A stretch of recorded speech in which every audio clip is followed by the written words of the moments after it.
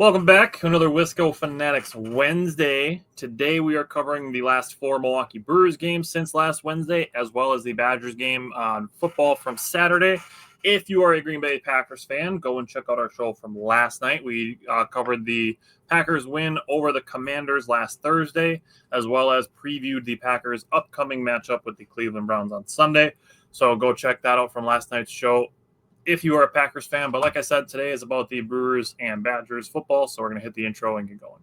Welcome to another episode of the Wisco Fanatics Show, where we cover the Packers, Bucks, Brewers, and Badgers basketball and football teams from an optimistic and realistic perspective. Wisco Fanatics is brought to you by Cardboard Legacy, Wisconsin's most complete sports card shop. Buy, sell, grade, and consign all at their location in Oshkosh. Alrighty, so 4 Milwaukee Brewer games since last Wednesday. We have 3 wins and a loss. So we're going to start with the Brewers series against the Cardinals. All 4 of these are home games as well. So starting with Brewers game 1 against the Cardinals, Jake, what stood out to you from last Friday? Yeah, so to set this up, Brewers looking at their second 4-game losing streak of the season. Obviously started the season on a 4-game losing streak, and they didn't want to start another one now. This late into the years, they're trying to clinch not only the division title, they're trying to clinch the NL best record, MLB best record. So after that Texas series, which the last game was frustrating, we talked about that last week. So like Tyler said, if you're a Green Bay Packers fan, go check out the episode from last night, but also go check out last week's episode because we give you guys a lot of good information every week. It takes a lot of hard work, a lot of hours, on top of being family men and working full-time jobs. So it's a hustle, man. Let me tell you, it's a lot of work. It's something that we do enjoy, but it's a lot of work. Getting into this game on Friday, Quinn Priester's on the mound, and Brewers need some home cooking. They need to whoop on some baseball team here. They need to whoop some ass, and the Cardinals were in line for that as they are on a losing streak as well coming into this game. And Priester goes 5 1/3, gives up 5 hits, 2 earned runs, a walk, and 5 Ks. He had a scoreless shutout going into the 6th inning where the wheels kind of fell off a little bit. But 88 pitches for Priester, 54 strikes, so it's a 61% strike percentage. And I wrote down some stats on Frelick and all the pitchers. So to continue with the pitchers, Ashby went an inning and 2/3, had 3 hits and a walk. Koenig, who's been really, really good as of late, had an inning, a hit, a walk, and 3 Ks, 3 strikeouts. All outs by Koenig were via the strikeouts. So very nice job by him. And Big Z, clean inning for him. So nice to see Big Z and Koenig, Ashby all having clean outings. I mean, the 2 walks from Koenig and Ashby, if you wanted to nitpick, you could nitpick, but no earned runs. That's what it comes down to, right? Ground ball outs. The Brewers had 8 ground ball outs. Priester had 3, Ashby had 3, Big Z had 2. Fly ball outs, the Brewers also had 8 of those. Priester had 7 fly ball outs, and Ashby had 1. And the Brewers tallied 8 strikeouts. So 24 of the 27 outs are right there, either ground out, fly out, or a strikeout. Absolutely beautiful stuff. The Brewers have won 12 straight decisions when Priester has started, and the last 18 in which he has pitched. So 15 of those were starts, 3 of those were following an opener. That's absolutely dominant by Quinn Priester, and the Brewers obviously giving him run support and liking what happens when he's on the mound, right? The last pitcher in MLB to win 12 straight decisions was Garrett Cole in 2019 when he was on the Astros. So that's pretty big-time stuff. Garrett Cole is viewed as one of the best pitchers in baseball back then when he was on the Astros and when he joined the Yankees. Mm-hmm. And now today, even though he's injured. And Priester has allowed 2 or fewer runs in 10 of his last 11 outings, including his last 5. So he's balling, dude. The Brewers, me and you were texting earlier today, and we both, had the same feeling that we're ready for the playoffs. Obviously, the top 3 pitchers in the Brewers lineup are ready for the playoffs too. I'm talking Peralta, Priester, and Woody, who is on the mound tonight, trying to get a win for the Brewers tonight. That's a good 3-headed monster when you hear all the numbers and stuff that they have accomplished over this year. In terms of the offense, Brewers offense had no hits through 3. They had a big inning in the 3rd, though. 4 runs, no hits, and got helped by the Cardinals with 2 errors. Frelick had a walk. Churio had a sac fly. Durbin and Ortiz scored an error from the right fielder, which ended up, when Durbin was rounding and going home, ended up hitting him in the back and going towards the Brewers dugout, which got Ortiz the score. Terang went into a fielder's choice. 2 hits and 1 run in the 5th. Collins had a single, and Bauers had a double RBI to hit Collins in. That was Bauers' 7th double of the season. Both those hits were off 4-seam fastballs. So that's going to be a key in this game because they were crushing fastballs all night. St. Louis scored 2 in the 6th to make it a 5-2 game, but Yelly said, no, we need some run support. Absolutely crushed a 2-run bomb, 432 feet off the scoreboard in the 7th inning. It was the 7th pitch of the at-bat, also a 4-seam fastball. Brewers weren't missing fastballs on Friday. Churio had an RBI single in the 8th, and the Brewers make another error hurt as Ortiz was safe on an error by second baseman Donovan. Frelick got a single, and that's where Churio enters with the RBI single to get the game to 8-2. And the Brewers take the game home, 3 for 9 runners in scoring position, and good win for the Brewers on Friday night. So I'm really glad you said a lot of good things about Quinn Priester. I literally wrote at one point in my notes that he's seriously talented. I literally just wrote he's seriously talented in my notes. In the first inning, the Cardinals had first and third with 1 out. Quinn Priester versus Wilson Contreras. I don't know that I've been more confident in a double play happening than with that matchup right there. I like it. The Brewers in the bottom of the third, like you said, they broke with that 4-run inning. Good plate discipline to start with 2 walks. Joey Ortiz laid down a good bunt that ended up as a single. Bad throw kind of forced everybody to be safe. And then Sal just missed a bases clearing double, foul past the third baseline. Went from 1-2 down to 3-2, walked, set up that Churio sac fly, and the throw from right hitting Caleb Durbin on the helmet. Joey Ortiz did a heads-up job base running to also score on that play. Then with Sal Frelick on third base, Bryce Durang hits a grounder to the right side. The contact play worked. I think the speed of Sal Frelick rushed the catchers trying to catch and tag Sal Frelick as he's running through. But I think Sal might have even been safe anyways. That's how fast Sal Frelick is. Cardinals in the top of the 4th got first and third again. Quinn Priester this time, instead of getting an inning double play, gets a strikeout and a flyout. That's where I wrote that he's seriously talented. For him to be in those 2 situations twice and be able to get out of that situation in 2 different ways really just, I think, shows that he's not just a ground ball pitcher. You know what I mean?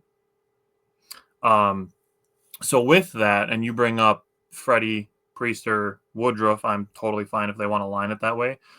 Just because those 3 have such contrasting styles. So Freddie's got the strikeout stuff. He's got the everything but the kitchen sink arsenal. When Priester's got 3 trusty pitches and one that he'll throw once in a while, and he's going to get a ton of outs on the bases, on the ground, on the infield, in play. Then you have Brandon Woodruff, who just comes out. He hopes that your house isn't done because he wants to paint it for you. I like that. I see that. So that's how Brandon Woodruff, that's how his style is. So I like the 3 different styles that the Brewers could trot out there in the first 3 games of a series. Now, you also mentioned the bottom of the 4th, Isaac Collins had a 1-out single followed by Jake Bauer's double. The late throw home, I just want to give credit to one Cardinal who was not playing because the Cardinals were playing without Mason Wynn. I just want to say that if Mason Wynn is playing in this game, there's a chance for a play at the plate on Isaac Collins. I just want to give the credit there just because I respect Mason Wynn, especially as a defender. Right. Top of the 5th, Quinn Priester, 2 more strikeouts, both of them on his slider. Not a pitch that I would be like, yep, that's his strikeout pitch, but good for him. And I will say, you bring up the wheels kind of falling off for Priester. I will say the 6th inning, potentially kind of an early pull. I mean, 88 pitches is probably, I guess, in mid-September where you want to be pulling guys. But I think if it's late August or mid-August, that he's going to get a chance to finish that inning even still. Just because I feel that the Cardinals got kind of a lucky run, like a hit by pitch that barely touched a sleeve, and then a triple off the wall. Jackson Churio basically standing at the wall as the ball gets there, and he kind of got stuck on the wall as he was trying to jump up to make the catch. So that paired with a hit by pitch that grazed the dude's sleeve, and then a single allowing the second run in. Priester did rebound to get a double play after that.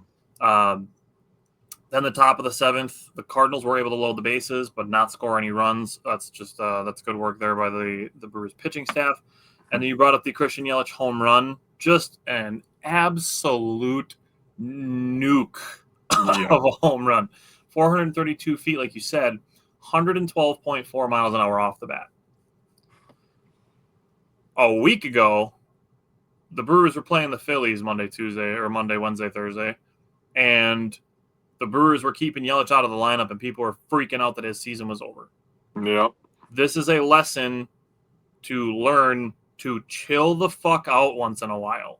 Yeah. Not everything is the worst case scenario. And acting like it is, and then having yourself rescued by the fact that Christian Yelich isn't hurt for the rest of the season, it's not a good way to live. No. Just, it's acknowledge. You can acknowledge the multiple possibilities being, it could be a flare-up of the back injury. It could be that they're just giving their best players some rest before the playoffs start because he had a back surgery last year. I mean, with all the stuff that's been going on with the Brewers and the injury bug that's been biting them for, the last 3 weeks, I would say pretty harshly, probably a good idea to give your best player some rest. Yeah. So going to that worst case scenario place and then waiting for good news to save you, like, just acknowledge that good news could be coming. And then you don't have to put yourself down in mud and then hope to be pulled out. Like, just be prepared to walk around the mud because you might not have to step in it. That's fair. Top of the 8th, Jared Koenig came in with 2 on. The second was an opposite field infield single that Caleb Durbin did a really good job making a diving play on that did save 2 extra bases. Did a good job there. 3 strikeouts, got a sword on a curveball, got a strikeout on the top of the zone with a fastball. Cardinals were complaining, but it was definitely a strike. And then a 3-pitch strikeout to Walker on a curveball. Did a good job there. I've been critical of Jared Koenig at times this season, but I think he's arguably in his best stretch over the last, I'd say, like 2.5 weeks. Yeah, that's fair. You mentioned the bottom of the 8th. The Brewers reached on an error. Joey Ortiz went first to third on a Sal Frelick single. And then Jackson Chourio, I wanted to give him credit for punching an outside pitch to right field. He's doing really, really well with that. All of those things happen with 2 outs. I like how Chourio is heating up at the perfect time. Just keep going on the same trajectory. I mean, we got Contreras going now. He's still staying on fire. We got Bauer still hitting good. Yelly looks like he's getting the power back. I mean, things could get if we get a little bit healthier with this pitching staff, especially the bullpen. Things are going to get serious. Milwaukee's going to be a very tough out, especially in Milwaukee. And we still do have the most road wins in MLB. We're going to get to the Angels game from last night. I'm going to say something about William Contreras that popped into my head last night. That's right. Going into Saturday's game against the Cardinals, Cardinals basically against Jacob Mizorowski were only looking for his fastball and slider. Mizorowski did get a strikeout with a curveball, allowed a first pitch home run off of a fastball, a hit by pitch came around to score, and then another strikeout on a curveball. Top of the 3rd, Brendan Donovan hit a solo home run on a low breaking ball on an 0-2 pitch. I'm not worried about that with Mizorowski. Steve, welcome back. The credit goes to Donovan on that. For him to go like a baseball below the zone to go and golf a ball out, that's a low probability in my mind. That's a decent pitch, and you just give the guy credit for it. Bottom of the 3rd, the Brewers did have 3 straight singles to start the inning with their 7, 8, 9 hitters. Sal got a sac fly to get the Brewers on the board. Chourio had a bad strike 2 called on him on a check swing. I think Chourio had an unfair strike 2 called on him. It feels like over the last week, the check swings that the Brewers have had called strikes, that if those were called strikes in the Phillies series, the Brewers would have won 2 out of 3 in that series. Yeah. And we wouldn't be having to stress out games where the Dodgers bullpen sucks. Yeah. Just going to say it like that because their bullpen sucks. I will say, anybody worried about the Phillies, understand that they have to finish clear of the Brewers. If the two teams finish tied, the Brewers do on the tiebreaker. So you can kind of think of it as an extra game of cushion there. Yep. With that, being a bad strike two call led to a strikeout. Bryce Durant grounded out. The Brewers only got one run out of it. Top of the fourth, Chourio did make up for it with a web gem. He covered a shit ton of ground at a top 3 percentile sprint speed over 30 feet per second to close the gap to go make a catch in the right center gap. An insane catch for Jackson Chourio. Can I jump in real quick? Yeah. I like how, we were talking, and this is probably my fault, honestly. We were talking probably about a month ago about, when you want to put in your better defensive lineup, you put Chourio over left field, and then Chourio goes and does that shit, and I'm just like, I'm just going to shut up about this guy. This guy is just going to do so much amazing things over the next 10 years. I'm just going to enjoy the show. Yeah. And I get that's why we have Blake Perkins. He's like the late game defensive substitution kind of guy, or you can start him in center field occasionally. But your best outfield as far as playoffs go is going to be Collins, Chourio, Frelick. Yep. Cardinals did add a run in that top of the fourth inning. The Brewers in the top of the sixth. Sorry, the Cardinals in the top of the sixth.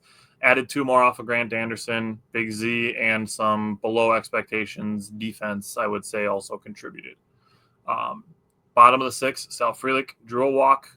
That got Sonny Gray out of the game. I think that's what the Brewers needed, similar to the Phillies last night against the Dodgers. They just needed to get Shohei Ohtani out of the game, and then that's all they had to do was score a bunch of runs. Jackson Chourio had an infield single, first and second with nobody out. The Brewers went strikeout, sac fly, and a Christian Yelich ground out, and it was 6-2. The Brewers were down 6-2 and 7-4 in the 8th and 9th innings of this game. Fetty did get to pitch against the team that DFA'd him through a quick 1-2-3. Then we get interesting. So, bottom of the 8th, Sal Frelick has a good opposite field approach to get a single to the opposite field. Jackson Chourio shows good patience to get a walk despite having a strikeout earlier in the game. Bryce Durant also drew a walk. Contreras hit a sac fly. Brewers in a good position. Christian Yelich hits an RBI ground out. After that,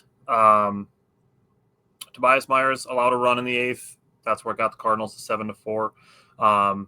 We get to the top of the 9th, starting with a hit by pitch. Another thing where it's like, I don't know if Tobias Myers ends up on the playoff roster. It's going to be close. I'm kind of leaning towards no, just because I really just don't think that they're going to need a starter on the bullpen. I think now he's here for long relief, and he's giving the Brewers like an inning and 2/3, 2 1/3 kind of type. I mean, over the last, since we go week to week, Wednesday to Wednesday, over the last week to week, Chad Patrick's kind of been filling that role as well. So Chad Patrick looks much better at it, if I'm being honest. He has been very good. I was going to give credit when his name comes up next game. Yeah. But yeah, he's looked very comfortable in that role where Tobias Myers every once in a while gets knocked around a little bit. He did do a good job. He had second, third with one out. He did do a good job to not allow any further damage. Then we get to the bottom of the 9th inning. Caleb Durbin gets hit by a pitch.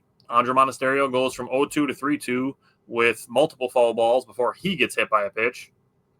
Sal Frelick gets a double in the gap, and Jackson Chourio facing another loose strike zone.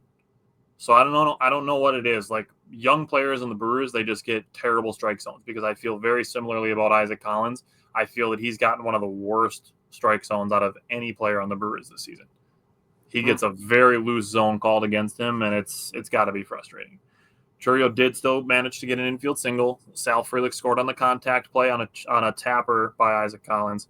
And now we're tied. The Brewers tied the game. They were down 7-4 going into the 9th. Tied the game. Top of the 10th, Abner Uribe allowed the bases to be loaded with a hit by pitch and a walk with nobody out. The command was a little bit loose. The automatic runner scored on a ground into a double play, and that's the only run the Cardinals were able to get. Bottom of the 10th. I don't think, and I'm going to say something about this again, I don't think that there is a more clutch rookie than Caleb Durbin. And honestly, I don't think it's really even particularly close. No. You think with the number of walk-offs that he's had, I mean, he's hit big home runs, hits a gap double to left center to trade places with Perkins, thank you. To trade places with Perkins, who scored on the play. Andre Monasterio swung at 5 straight pitches in his at-bat. All of them foul. Then he let 2 pitches go for balls, fouled off another 2 pitches. On the 13th pitch of the at-bat, hits a single into right center field, and the Brewers win. There was opportunity, obviously, for the Brewers to score more runs in this game. There were 2 times where they had the bases loaded with nobody out. Got 4 runs total out of those 2 situations. We've seen the Brewers obviously have 4-run innings all the time. Like it's talked about very frequently. But in a situation where 2 games in, Turang not having his best series, Yelich not having his best series, and we're talking about the Brewers scoring 17 runs in 2 days. Mm-hmm. 2021 Milwaukee Brewers fans would not fathom 17 runs in 2 games. 17 runs in 7 games, maybe. I was going to say 4. Yeah. And that's what we'd be hoping for. We'd be hoping for 4 1/4 runs because 4 was the magic number. Yeah. But that's not what this year's Brewers team does. They are trying to win games, 8-2, 9-2, which we'll talk about last night's. But what stood out to you from Saturday's comeback win? Yeah, so this is what I wrote down. I wrote Miz gave up a couple in the first. Then the Brewers go 1-2-3 in the bottom of the first, all strikeouts. That's pretty much not how you want to start a game. That's probably the opposite of how you want to start a game. And then I wanted to give credit to Mizorowski. After he had the tough first inning, he had a really nice bounce back in the top of the second. He had a 1-2-3 inning of his own. The Brewers got a hit in the second. It was wiped out by Contreras getting caught stealing after Yelich struck out.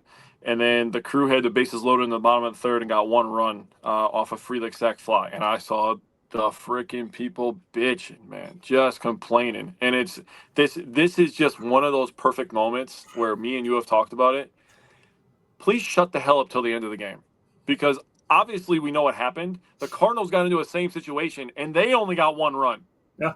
So it is what it is. In the 4th and the 5th inning, no hits from either team. 6th inning, the Brewers got a sac fly from Contreras off an infield single from Churio.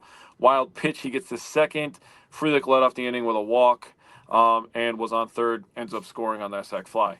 6-2 score after 7, neither team score. In the 8th inning, Fetty started the 8th with a walk. His first 2 batters get a fielder's choice. The Brewers get the lead runner off the fielder's choice, and that obviously was big after loading the bases, getting the lead runner, then getting a couple ground outs.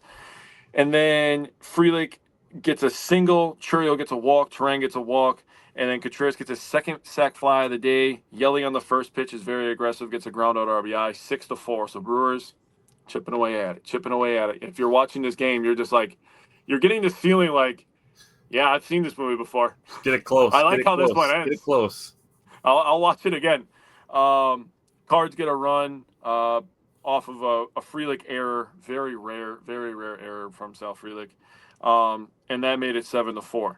The 9th inning, Durbin was hit by a pitch. Monasterio was hit by a pitch. 8th pitch of the at-bat. Frelick makes up for the error that he made in the previous inning with a double.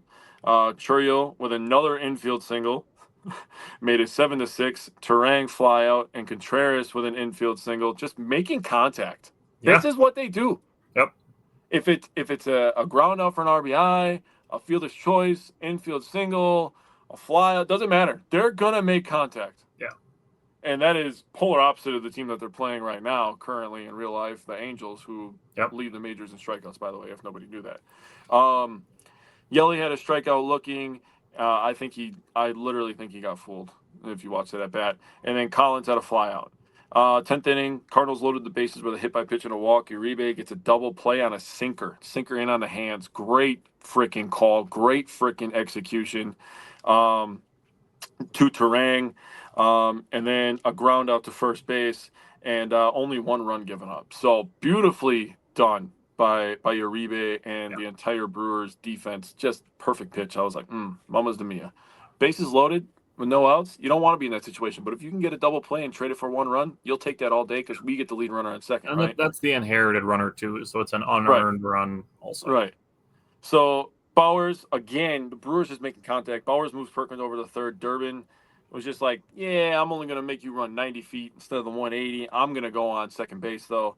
Makes the game 8-8. I 100% agree with you. I didn't write that in my notes, but I 100% agree with you that he is definitely the most clutch rookie this year by far. I don't even think it's close.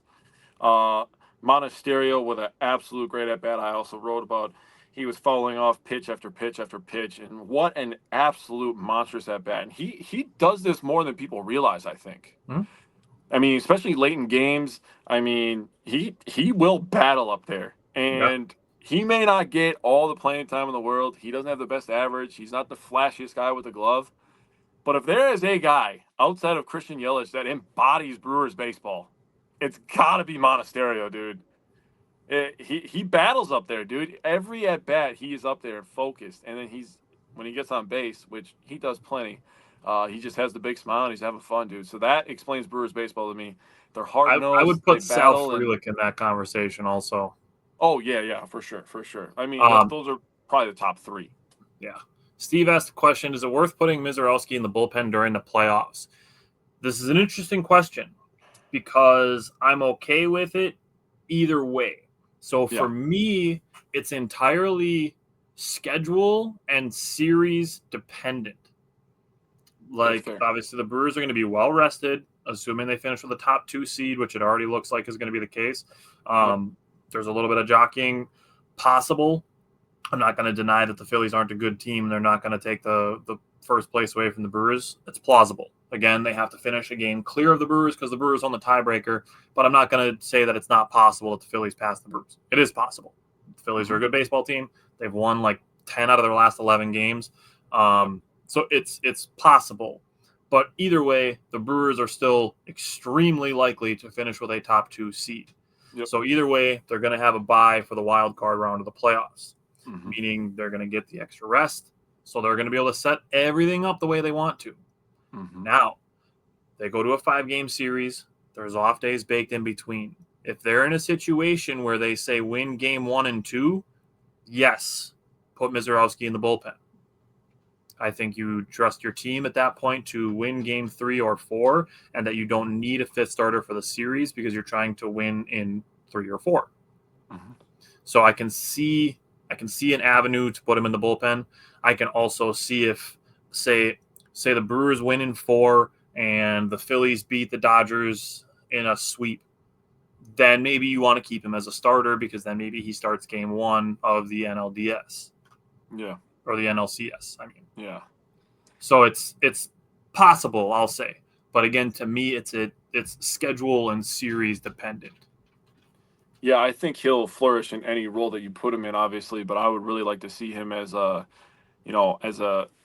starter. And we've used Priester in that role. I just mentioned that last game. I would like to have if you want to roll out Mizorowski, go one time through the lineup. He mows through the first 3 innings, and then you have Priester come in there, and he can give you 6 innings, and the Brewers are just hitting the ball over the ballpark. That is a recipe for success, and something that we've seen, obviously, this year multiple times, not with Mizorowski and Priester to be exact, but that is something that is possible. Also on this day, I wanted to mention that the Brewers were the first team in Major League Baseball to lock up a playoff spot with the Mets loss. LOL, that is hilarious to me. A year later, they're the reason that we make the playoffs instead of knocking us out of the playoffs. I thought that was hilarious. That is funny. Spoiler alert, I'm going to bring up another guy after we talk about these last 2 games really quick about somebody else they could do that with. So give me your takeaways from Sunday. I listened to this game on the radio instead of watching, but what's you from Sunday? Yeah, I also listened to it because I was hanging out with my dad, and we were doing a bunch of stuff outside. So Quintana's on the mound, 4 innings, 4 hits, 3 earned runs, 2 walks, and 2 Ks. And then you hear that 4 hits, 3 earned runs, and 2 walks, and you have to understand that all of that happened in the second inning when he was struggling a little bit. Had 41 pitches in the second, and the credit to the Cardinals, they're a team that had lost 5 straight up to this point. They needed a win. I mean, goddamn, they were on life support, and they put together a good second inning. So good for them. He did. I just want to give credit to Quintana after having that tough second inning. He did retire the last 8 batters that he faced. So that is a little positive you could take away. He did that He while might. dealing with a strain. They've been giving him extra rest. They're going to give him a couple extra days off. Yep. They're going to see how he responds to throwing today before making a decision about him. But Yeah. did it while dealing with a strain that very well could have happened during that second inning. Right. Also want to give a shout out that this was another rare off day for Contreras. So while people were freaking out about Christian Yelich, I was trying to hold in my laughter because I was planning on bringing this up. People were talking about Christian Yelich, taking some time off. They're also doing the same thing with Contreras to kind of get his body as healthy as possible for going into the playoffs as well. Yeah. So with that being said, Durbin got the crew on the board with a pretty much what you would call a wall scraper, 359 feet off an 86-mile-an-hour slider. He got all of it as much as you could on a pitch that the location wasn't too bad in my opinion. And for Durbin to turn on that and put that over the wall, make it a 3-1 game at that point, you start thinking to yourself, maybe they could do it again like they did it last night. Some good pitching from the Brewers pitching staff kept the game there, and Jansen led off the 5th with a 410-foot bomb. His first home run as a Brewer since being acquired at the trade deadline, and also his first home run since July 20th. He unloaded on that fucker like it felt good. That's all I got to say about that. That had to feel so good. The final 20 batters for the Brewers, they had 3 hits and 2 walks. In those hits, it includes back-to-back hits that the Brewers had from Vaughn and Terang in the 6th inning. Then after that, it was pretty quiet. Shout out to Chad Patrick. He had a really, really good inning. Koenig looked good again. And Piamps, I know the 2 walks. You don't want that. But, him stacking, unearned, appearances is a good thing. I don't think he'll be on the playoff roster, but you can think about 2026 and how the Brewers like to jumble around. Maybe he's the guy they keep around. You never know. Yeah. I want to give credit to the whole bullpen staff. I mean, Ashby, Grant Anderson, Chad Patrick, Jared Koenig, and Yoel Piamps, the 5 of them combined to throw 5 scoreless innings. All 5 of them, their pitch velocity was up. Yeah. It's not like a ton, a super big amount, just because at this point of the season, like most of the averages are pretty averaged out, but all 5 of them, their velocity was up. They pitched 5 scoreless innings, allowed 2 hits, 3 walks, and had 10 strikeouts. So good job, bullpen, even in a game that the Brewers lost. My thing with the Brewers offense, the 2 things that I would say, they did not stack traffic. There was only twice where they had 5 batters to the plate and none where they had more than 5. Obviously, if you're not sending guys to the plate, you're not stacking traffic. And then the other thing, the guy that finished off the save on Sunday was the guy that also blew the save on Saturday. So he was able to finish the job on Sunday. That's pretty much all I had from that. Yeah. So we go to last night's game. Jake, tell me what stood out to you from last night while we were talking Packers. But since you've been able to review the Brewers game from last night, what stood out to you? Yeah, Freddie Peralta should definitely be getting some Cy Young votes. Yep. Is how I'm going to start this conversation. Yep. Freddie Peralta, 6 innings, 2 hits, 1 earned run, 2 walks, and 10 Ks. I'm going to talk quickly about the other guys before I start getting into more Peralta stuff. But Grant Anderson also gave up an earned run. Both the earned runs were solo shots. So that's not going to hurt you too bad, especially in a game where the Brewers were putting together some good offensive innings, right? Yep. 1K for Grant Anderson as well. Chad Patrick comes in, gets 3 strikeouts, and I start thinking to myself, fuck, man, we got another weapon in the bullpen. We've been having all these injuries, and my anxiety is starting to be like, might be in trouble in the bullpen. And then Chad Patrick's just like, hold on, I got it. Wherever you need me, I'm here like, for you. Okay, Chad, I see you, Chad. I didn't forget about you. You started the season all good, had a couple rough starts, got sent down, and the mental toughness for him to continue to battle, being up and down, like I said, it's impressive to me, man. I know people he's pretty close, in my opinion, of being a lock for the playoff roster. Yeah, that's the playoff roster. They got some tough decisions to make, man. Honestly, they got some real tough decisions to make. I do not. That's one of those positions where I do not envy being the coach or the GM because we'll probably take a crack at it in a couple weeks. But yeah, we'll try. Piamps, again, nice for him to stack a couple scoreless outings together. He also didn't have the walks this time, so that's good for him. A bunch of guys contributed to the RBI train, but Yelly hitting his 29th homer and getting his 99th RBI. This is something that you and I have been waiting for. We want that 30 homer, 100 RBI season for Yelly, dude. I want that so bad for him. A guy who could have had back-to-back MVPs. He was battling, a couple years after a couple really shitty injuries, and for him to get back to 30 home runs and 100 RBIs is that's impressive. And I don't care who you are, who you're a fan of. If you're just a fan of baseball, you got to be happy for a guy like Christian Yelich who does the right things, never causes any problems. Also, he's fucking hilarious when he goes on podcasts. Like, he hangs out with Barstool people all the time, and he's hilarious over there. People keep talking about the magic of Bob Uecker this year. Maybe the magic of Arian Foster as well, dude, because he became a first-time fan of baseball this year, and he ended up with the Milwaukee Brewers, and now we're having one of the best seasons we've ever had. And no doubt that we're having an offensive breakthrough, with a guy like Arian Foster. And there's going to be kids that listen to this one day. Arian Foster was a goddamn problem before injury started to slow him down. He was a problem. He was good on Houston, so look him up, YouTube that. Going back to Freddie NL best 17 wins now. Also ties him for the MLB lead with Max Fried. So he's tied for the most wins in Major League Baseball. And the most wins in Brewers history. Zach Davies had 17 wins back in 2017, so that is impressive. This was his first 10 strikeout game of the season and his 15th of his career. He struck out the side in 3 separate innings, the first, the second, and the 6th inning. He was impressive last night. He's tuning up for the playoffs. You could tell that for sure. It's about to be on. Yeah. Freddie Peralta, 5 batters. He had 4 strikeouts and walked Mike Trout. Gave up a walk and a bloop single, then 2 more strikeouts. 44 pitches through the first 2 innings. So already saw somebody complain. It's like Freddie Peralta has recorded a whole bunch of strikeouts, and I'm like, arguably the most amount of strikeouts you could have through 2 innings. And somebody comments, also an insanely high pitch count. Meanwhile, the Brewers had the Angels first-time starter at over 50 pitches through 2 innings, including 32 pitches in the first inning. But then he started getting a bunch of balls in play. So it's almost just like, shut the hell up. Freddie's a good pitcher. He knows what he's doing. Yeah. 12-pitch third inning, 10-pitch fourth inning.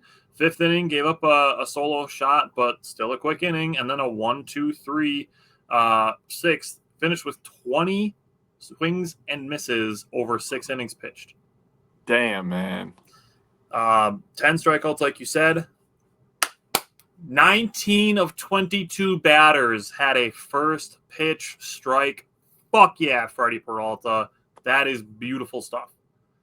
You don't want to be behind the counter with that guy. That's all I'm going to say. Not at all. Not with as many different pitches as that guy can throw you. If you get to a 1-2 and 0-1 count with Freddie Peralta, good luck guessing what he's throwing you. He's got 3 pitches that legitimately, if he's on, you're fucked. Change up, curveball, fastball. And the fastball obviously being the heavy one. Yeah. And good luck trying to figure out which one you think he's going to throw you in a 2-strike count. Yeah. When he's only got 1 ball. Right. Like if it's 3-2, you can probably lean fastball changeup, but right. Yeah. Like I said, 32 pitches in the first inning for the young Angels starter. Brewers only tallied 1 run, tallied another run in the second. The 3rd inning, another single tally, and then Christian Yelich decided to make it not a single tally with a 2-run home run with Greg Gard in the booth. So we're going to be talking to Mike soon about the Badgers. We are starting to get pretty excited for Badgers basketball. We're very, very excited for Badgers basketball this season. Like Jake said, the Angels got a solo off of Grant Anderson in the 7th. Brewers immediately got it back in the bottom of the 7th. Started a hit parade in the bottom of the 8th. Got 2 guys on with walks, then Blake Perkins and Sal Frelick. By Blake Perkins and Sal Frelick, and then they went single, infield single, added 3 runs, completed the blowout. And I want to give credit. This is where I said I was going to talk about William Contreras. He had the top 3 exit velocities of the entire game. 111.6, 111.0, and 109.3. So Contreras is ripping the ball. And the thing that I was going to say is we are almost – I'm really close to considering a William Contreras apology form. Ooh. Now, looking at what the Brewers have next, they have 2 more against the Angels tonight and tomorrow. Mhm. Then they have 3 games at St. Louis on Friday through Sunday. And then we will have the Monday through Wednesday series against San Diego in San Diego. We're still thinking about how we're going to do next week because the Brewers and Padres will start at 3:10 next week. So we're going to see how we're going to schedule next week's show, being as the Brewers will be playing during our normally scheduled programming. Last thing I'm going to say on the Brewers before we switch to the Badgers, Pat Murphy was asked today. He said, based on throwing 2 2/3 innings scoreless in Nashville yesterday, that we will see Robert Gosser, quote, soon. And Nick Mears is coming back. Did you mention that? I did not mention Nick Mears coming back. I was very excited to see that we're going to see Robert Gosser soon. With him pitching last night being Tuesday night, I think it's potentially that we see him Sunday in St. Louis. I like that. Also, the update on McGill is that he didn't feel as good as he wanted to feel after his last outing. So maybe another week or so off for him, but he should. It's trending that he'll be back for the playoffs as well. Yeah. So it looks like all guns blazing coming into going into October here. Yeah. Alrighty. We're going to switch gears. We're going to switch to football, and we got to get it over with. Start with Badgers at Alabama. I've seen people say, oh, this was supposed to be the measuring stick. It's really not. Especially, people are like, oh, it's year 3 of Fickle. It's also year 1 of a new offensive coordinator and a new offensive identity. So I think there needs to be some shift of expectations on like, oh, this is the 3rd year of Fickle. We should look different by now. They've made changes, and changes that people wanted them to make by bringing in Jeff Grimes and going back more to Wisconsin-style football than the air raid that they tried. So let's start with the offensive line. Jake, what's up to you from the offensive line on Saturday? I got nothing nice to say. I'm just kidding. I got some nice things to say. So offensive line, we gave up 4 sacks. Malman gave up a sack. Brunner, nothing. Renfro, that's a tough son of a bitch is all I'm going to say about Jake Renfro. Had the knee injury, and then Mandel gave up 2 sacks, and one of the sacks he gave up actually got Jake Renfro hurt and knocked out of the game. That was the worst possible time for that to happen. Coverly also gave up 0 sacks. Corey came in for a couple snaps because Kanako came in for 1 play. And cover your ears if you don't like cussing, but he got bitched on that play. Like straight up, I'm just going to call it, he got bitched. He is a senior. That was a freshman for Alabama. My goodness. I was standing up while watching the game because I rarely sit down watching football. I don't know what it is. It gets the blood pumping a little bit. But after that happened, I sat on my couch and said, yeah, maybe I'll sit down for this one for a little bit. Yeah. It's pretty tough. We gave up 2 hits. Renfro and Coverly gave up the hits. And 5 hurries, 1 from Brunner, 2 from Coverly, 2 from Mandel. So 3rd game of the season, and Mandel has had a bad game, a good game, a bad game. So Maryland, I guess you're screwed because he's going to play good this week. if that's the trend we're going on. In terms of the offensive line, I don't want to steal too much of your thunder again, Mike, but I am going to try to cover a little bit of some yards, contact, rushing stats. So Badgers had 30 attempts for 125 yards. Not good enough, flat out. Just going to say that right now. Not good enough.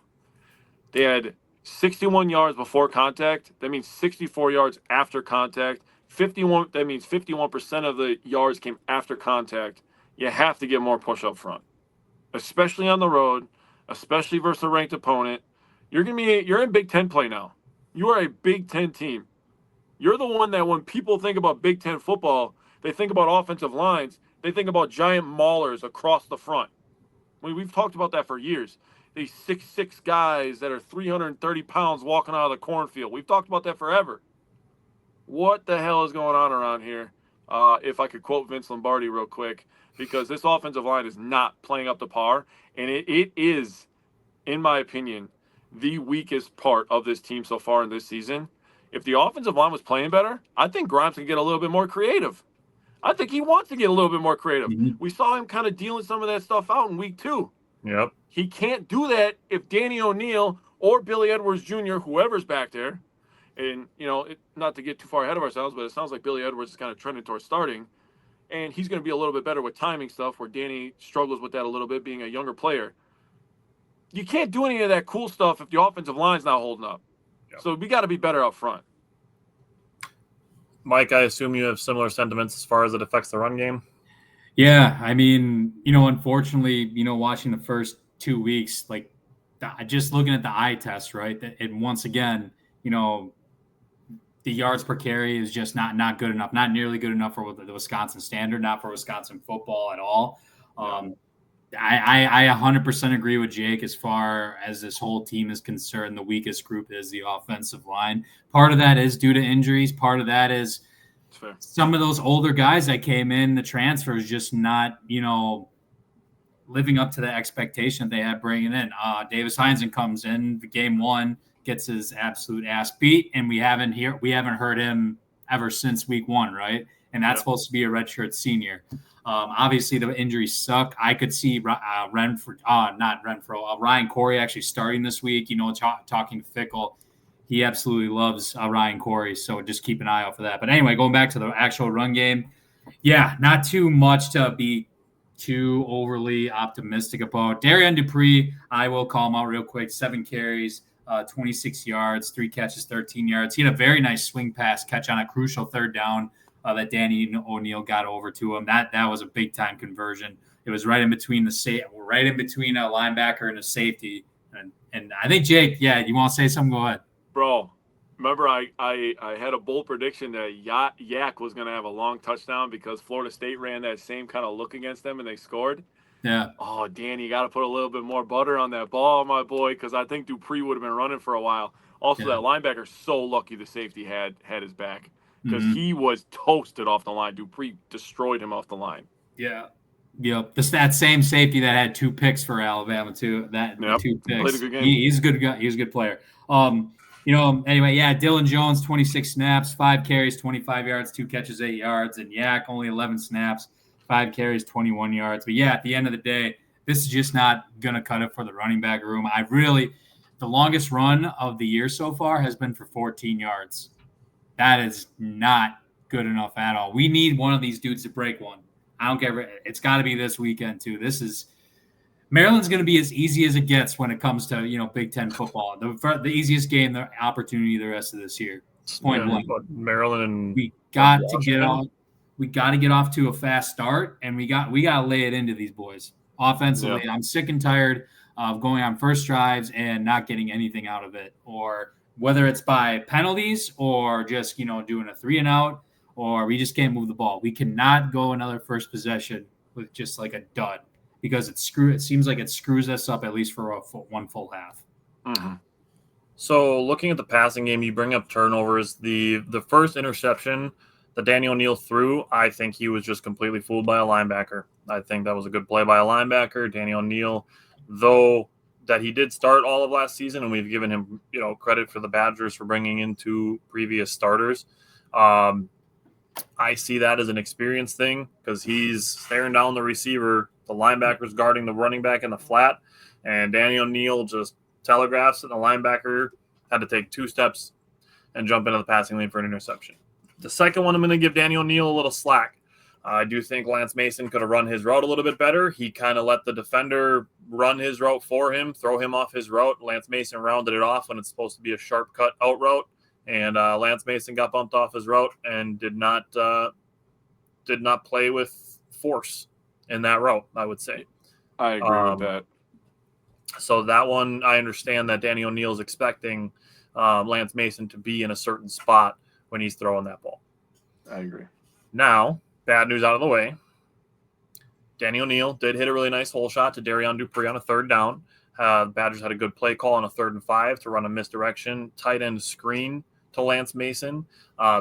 Danny O'Neill dropped an absolute dime to Jaden Ballard for a 41-yard touchdown. That was a great throw.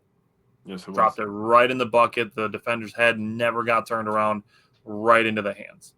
Mm-hmm. I do think, in my opinion, I thought Danny O'Neill was decent handling pressure. And plays he was under pressure, he was 3 for 7 for 19 yards against 14 total pressures. When he was blitzed, he was 7 for 9 for 80 yards, 1 touchdown, 1 interception versus 4 pressures. So then 10 pressures not against the blitz. I think that's where you guys kind of talk about the offensive line not really doing enough. Brad said you can't keep bringing in QB after this team isn't in a position to succeed like that. And they've had just, unfortunately, just really, really bad luck. 3 years in a row. Insane cursed luck. Name the last program that's gone 3 years in a row without their starting quarterback, like during the season. It's insane that it's 3 years in a row. Times. Yeah. So Danny O'Neill was 11 of 17, had 118.4 rating. Obviously, still had the 2 interceptions, which is obviously bad. But out of his 11 completions, he completed a pass to 7 different players. So the ball is being spread around. There's depth in the pass catchers. So I'm not super, out on the Badgers offense. I still think they can put up some points in the right matchups. Just a matter of execution. I absolutely love. I mean, I know it doesn't look right, but I absolutely love the Grimes hire still.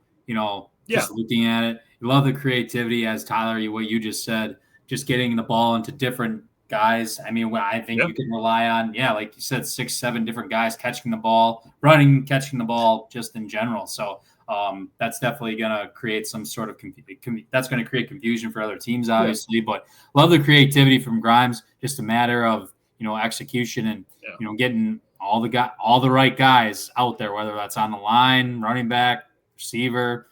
Just got to go out and execute. It's also game 3. We're 3 games into Jeff Grimes' tenure as OC.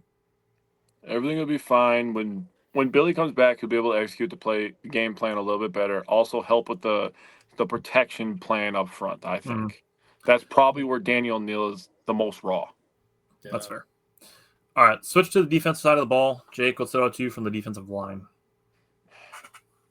Kind of a slap in the face of this defensive line, which looked to be maybe, I said the offensive line was probably the weakest part of this team. Defensive line looked like maybe the strongest part of this team. Over the first 2 weeks of the season, they were absolutely dominating, feasting on these lower-level teams. In the run, they had 4 tackles in the run game. Peterson had 1. Actually, both Petersons had tackles in the run game. Parker Peterson actually played pretty well. I thought he played with really good leverage and strength in the middle of this defense. He might have a bright future with this program. He's been pretty good. In terms of pass rush, we had 0 sacks. We got 2 of the 3 quarterback hits, 1 by Rieger and 1 by Peterson. And I'm talking about Daryl Peterson when I say Peterson. I'm going to say Parker Peterson for Parker Peterson, just so there's no confusion. Daryl Peterson from now on is just Peterson. They also got 8 of the 15 hurries. Dylan Johnson got 1. Doesn't matter, Bucks and 6. Love that. Training camp right around the corner, first week of October. I was just looking that up today because I was like, man, I miss watching Giannis dunk a basketball. Back to Badgers football. Dylan Johnson with 1. Peterson with 2 hurries. Rieger with 4 of the 8 hurries, and Suggs actually had a hurry. The thing about Suggs is he needs to play with a little bit better leverage. And he's a big guy. And he gets away with some stuff just because of his sheer size, but he stands up a little bit. I'm like, my guy, sink. Just use leverage, what God created for you, and you'll be just fine in the pass rush. But I have some stuff I'll say about the Maryland game, so I'm going to save that. But D-line needs to get you need to get home once or twice a game to create momentum, because when Mike talks about the DBs, man, you better set them on fire, my boy. My subject as far as the linebacker is concerned, I'm a little salty with Tressel. You cannot have your linebackers covering wide receivers. It looked like the last 2 years. That was ugly, man. I couldn't believe it either. Tackett Curtis had a bad game because he was so far away from the line of scrimmage. Yes. At that point, take him off the field and put another DB out there. If you're going to have Tackett Curtis out there covering wide receivers and shit. Now, I'm going to stand up for Tackett Curtis because the opening play of the third quarter that Alabama went and scored on, Tackett Curtis, the guy blocking him held the fuck out of him. He's trying to make a play, and he's getting dragged like this, gets literally tackled as Ryan Williams runs past him. He couldn't disengage, literally got tackled. That's some bullshit. I understand it does not matter, even if you take those 7 points away, but that's still some bullshit. Cody said I didn't know Preston Smith was having Badgers cover wide receivers. It would be like having Quay Walker guarding Justin Jefferson instead of Preston Smith, but Tackett Curtis is a fast linebacker. I have no doubts that he will grow into a linebacker that can cover tight ends, but he should not be guarding Alabama wide receivers. Yeah, what are we doing, bro?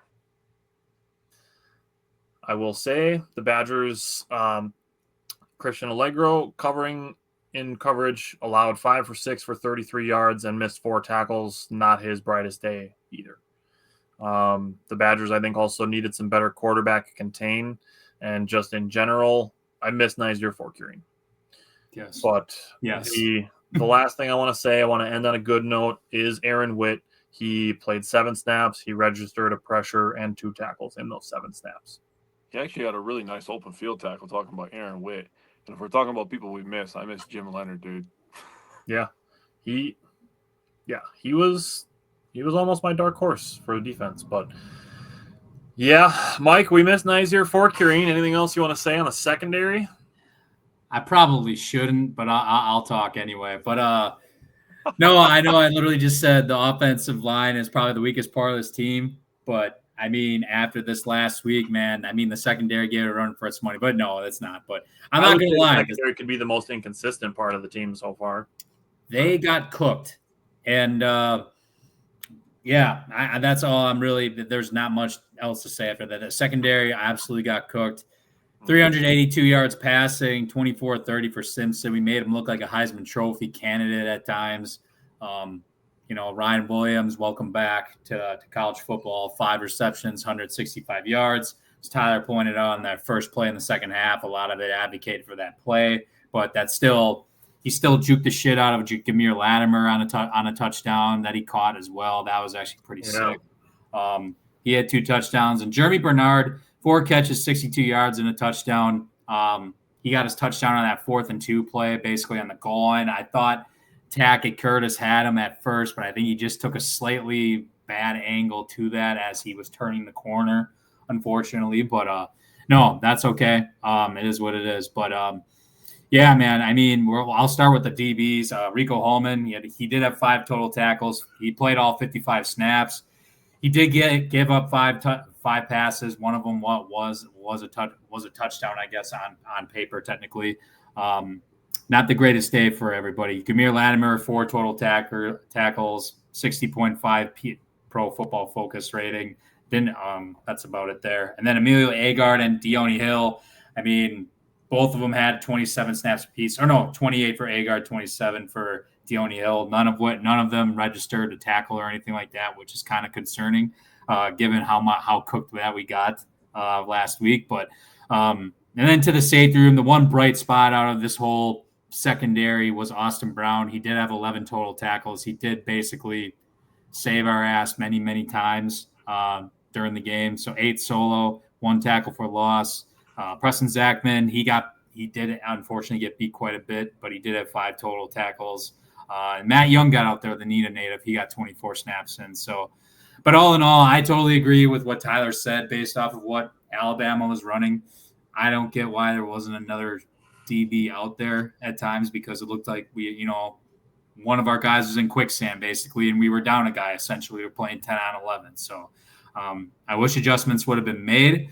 I thought a run defense did a pretty good job stopping the run until DeBoer was just like, okay, we can't run, but we can fucking throw on you guys. So basically starting in the second quarter through the rest of the game until the starters got taken out, they just threw the ball. And we didn't generate a good enough pass rush specifically in that second half. And, he was just standing back there untouched, unfortunately. He picked our guys apart. So we definitely got to clean some things up. I hope Nizer Crean comes back, as Tyler said. But, hopefully this is a learning lesson going forward. And we won't run into 2 NFL caliber receivers until we get to probably Ohio State. So here we are. Yeah.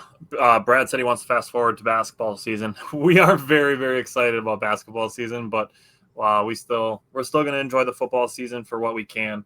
And Maryland is a good bounce back opportunity team. So Jake, what are you looking for from the Badgers offense on Saturday against Maryland?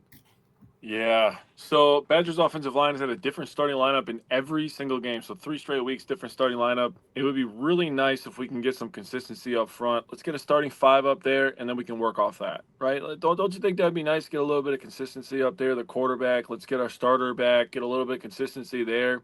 Then we can let Grimes cook a little bit. My goal for the offensive line is they are the reason that we win this ball game. Clean pocket. They get a push up front. Running backs have some holes. They don't have to have over 50% of the gosh damn rushing yards be from after contact. I want the offensive line to dominate on Saturday. That's what I want to see. And I kept it short because there's not much else to say. I've said everything that I needed to say. Yeah. I'm giving them constructive criticism. I applaud Jake Renfro for gutting the end of that game out. But having the knee and the ankle, man, that is tough. Mike, what are you looking for from the run game? I kind of mentioned it earlier, but can we bust a 20-plus yard run? Can we please do that once?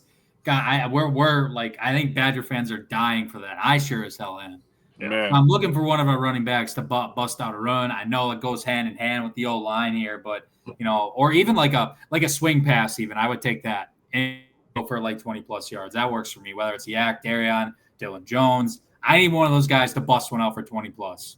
Somewhere. I don't care what it's for. Swing pass, run, hell, I don't know. Some crossing pattern, I don't know. I need a running back to bust one. That's what I'm looking at. As far as the passing game is concerned, I know we talked about it that Florida State beat Alabama with the run game, but I would like to see Danny O'Neal or Billy Edwards Jr., if he's playing, to sling the ball a little bit. I don't need to see, 35-plus throws, but 25? I mean, Danny O'Neal threw 17 passes last week and he completed 11 of them. I mean, let him throw the ball a little bit more. There's lots of wide receivers and tight ends that I want to see with the ball in their hands. That's why I brought up the fact that those 11 completions were to 7 different players. Maryland allows 184 passing yards per game to Florida Atlantic, Northern Illinois, and Towson. Those are the 3 teams that Maryland has played. Yeah. So moving to the defense, Jake, what are you looking for from the defense against Maryland? I need the D-line to gain some confidence, play fast and play physical. That's something that you always hear when talking about defense. You hear it on offense as well, but defense is more of a attack mindset, right? Which is why, personally, when I was playing in high school, I loved playing defense because I was like, oh, you're telling me I got to go after this guy? I got to whoop his ass? Oh, sign me up, dude. And if you're a D lineman and you're not licking your chops going after this team like Tyler stole a little bit of my thunder, FAU, Towson, and Northern Illinois being the class of teams that they have played so far this year, that game was 13-9 entering the fourth quarter, by the way. Just want to let everybody know that. Maryland is, like, not great. You're going against a freshman quarterback in his first true road game. Let's get after this son of a bitch. As far as the linebackers are concerned, I mentioned it. I ended on it. I would like to see some more snaps for Aaron Witt. He was really close to being my defensive dark horse for this season. He was efficient in those limited snaps against Alabama. And then the other couple things, 8 of the 12 missed tackles that the Badgers had came from the linebackers.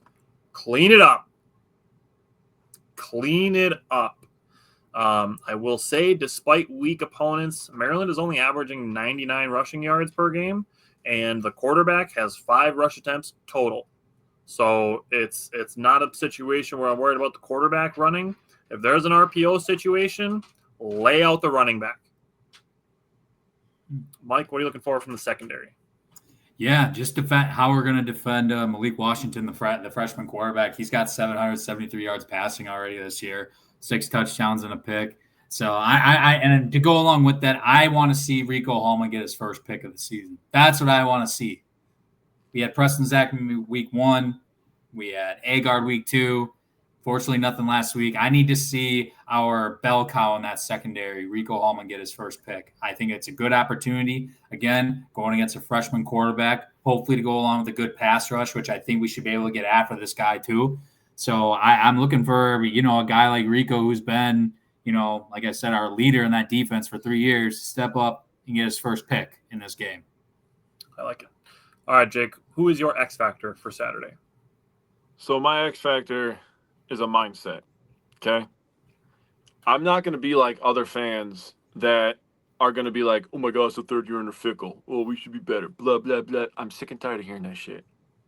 When the calendar flips and a new football season starts, that is where your mindset goes. And if you go out there and you win this game, you find a little bit more about your identity with Luke Fickle, which is something that needs to happen. The offensive line, you need to start winning the trenches, first of all, on a consistent basis. That's where you're going to start being dominant in the Big Ten. Not just college football, Big Ten. Let's focus on that. We're in one of the 2 premier conferences in college football. Mm-hmm. But if you win this game, now you've won 3 or 4. I'm not thinking about the first year under Fickle, the second year under Fickle. I'm thinking about this year under Fickle. And if you start winning 3 out of your first 4, start creating an identity for yourself, that's where momentum starts. And people want to talk about Luke Fickle like he can't coach. The guy went to the goddamn college football playoff with Desmond Ridder. How good was that guy in the NFL? They want to talk all the time about how he had Sauce Gardner. He had Desmond fucking Ridder as his quarterback. I don't want to hear shit. Let's find an identity. Let's punch somebody in the mouth. And I think we've talked about it too. I mean, and even to Brad's comment about the basketball team, the recruiting is so much more just there. Like it's more visible, not only to the potential recruits, but also to the fans. It's more visible, and it rubbed off on Greg Gard. You don't think it has? Go look at any Greg Gard posts before Luke Fickle was hired as a Badgers head coach or as the Badgers head football coach. Mm-hmm. It's not like what it looks like the last season and a half. Nope. I promise you that. The stuff that Luke Fickle has been doing since he came to Wisconsin, Greg Gard started doing last season. The timeline of that is very much Luke Fickle having an impact on Greg Gard that way. I'm not saying that we need to keep Luke Fickle just because he had an effect on the basketball program recruiting, but just saying it's factual. For me, looking at Saturday for X factors, I picked 2, and it's Tackett Curtis and Gamir Latimer. In my opinion, those are the 2 players who have the biggest need for a bounce back game. So that's why I picked those 2. Mike, who is your X factor? Honestly, I'm pretty basic. I just wrote down who's playing center, right? I still think, with Jake and again, Jake made a great point. He gutted that out in the fourth quarter. I personally wish they would have taken him out at that time to give a guy like Ryan Corey more snaps, which again, that's why I kind of brought this up, because I could definitely see Ryan Corey potentially even starting, I think, this game. But I wrote down who's playing center because at the end of the day, that's the captain basically of the offensive line, right? He's the one making most of the calls, making the checks, making, all that. So just it goes back to building camaraderie and a consistency. Unfortunately, if Renfro doesn't play, once again a new lineup for this team. But we do know it's a possibility. So I do hope if Renfro can't go, I would love to see Ryan Corey out there. Fickle absolutely praised him after the game with the 10 snaps that he went out there for, and I thought he did a good job too. And although it didn't take much to beat Kerry Kadenko's one snap that he was out there for after he gave a sack, but no, I'm just looking forward to seeing what's going to happen on Saturday regarding that. All right, Jake, give me your score prediction from the head. All right, so I cheated a little bit, and my head pick was if Danny starts, and my heart pick was if Billy starts. So I'm sorry I cheated, but my pick from the head, I picked Badgers win 28-17. All right, I actually have the same margin of victory, but I have 31-20. I got 24-17 from the head, Badgers. All right, Jake. So drop the heart score then. All right. So from the heart, I have 38-14. I think he makes that much of a difference. All right. So my score from the heart, the Badgers, the last 4 games against Maryland have won by an average of 22.5 points. I don't have them winning by 23 points, but I have winning by 21, 34-13. Ooh. I got pretty basic. I got 27-14. I think our defense is going to be able to bounce back. I honestly do. Overall, 14 points, not too bad. It's really going to come down to what's our offensive line going to start. I do think Daniel O'Neal's capable of getting us, to that 27-point mark, even if he does start. I think Grimes is going to once again have a good game plan to set him up for that. Regardless if he's got to throw a little bit or, do some more misdirection stuff. I really hope Billy can come back for this game. I do think maybe deep down why he didn't play last week is because he wants to play against his old team this week. So, because he's been listed as day-to-day the last 2 weeks, right? So I personally think he's coming. I think if I gun to my head, I bet he's playing this week. This week in practice, he has been getting a few more reps with the ones as well. So that about 50-50 with Daniel O'Neal. So, and that's significantly more than what he's gotten the last 2 weeks. So I think, gun to my head, I bet he does play. I hope he plays. Get a little, I don't want to call it revenge or anything, but it'd be cool to see him play against his old school. So I'm just going to jump in because my bold prediction does involve Billy Edwards. My bold prediction is that Billy Edwards and Jake Renfro play and Wisconsin scores 42 points. Oh, there we go. I like that. That would be a breath of fresh air for Badgers Nation. Just saying. Mikey, what you got, man? I got Vinny Anthony scoring multiple times. Could be 2, could be 3. 1 rushing, 1 receiving. Let's do that. Yeah. I'm with it. So I was thinking about running game the entire day when I was taking my notes on Sunday night. And I said the Badgers are going to have 10 runs of 10-plus yards. That's not super bold, but for this year's team, that would be insane. That would be insane for how this year is going so far. Yeah. I like that. But he said, okay, now they have to. Yeah. Hey, I'm with it. 10 runs of 10-plus yards. You're controlling the clock. Billy Edwards, if he's playing, is probably slinging that thing deep. Mm-hmm. All right. We will be back again next Wednesday. We will have the recap of the Badgers game against Maryland and the preview of the following week. So tune in next Wednesday, and we will have that as well as the next handful of Brewer games. So tune in again next Wednesday. We'll see you then. Thanks, everybody, for commenting, and we'll see you guys next week. Later, boys. Later.